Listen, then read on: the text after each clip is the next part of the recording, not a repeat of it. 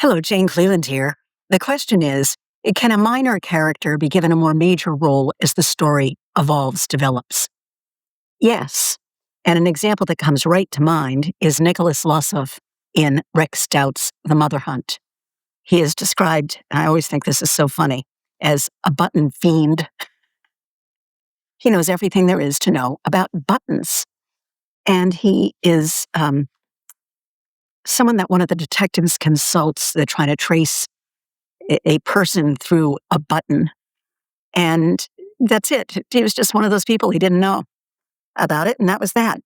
But then later, the detective needs a decoy. He needs a place to pretend where he is an employee so he has an actual location in case someone follows up.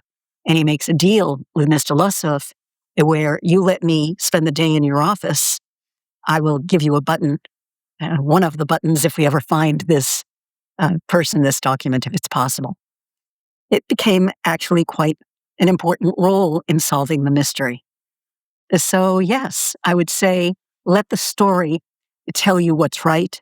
Let the characters tell you where they fit in. I know you can do it and make a sensible, perfect decision for your story. I'd love to hear how you handle it. I read all the comments. Thank you. And if this tip had value for you, I do hope you'll like it, you'll share it, you subscribe.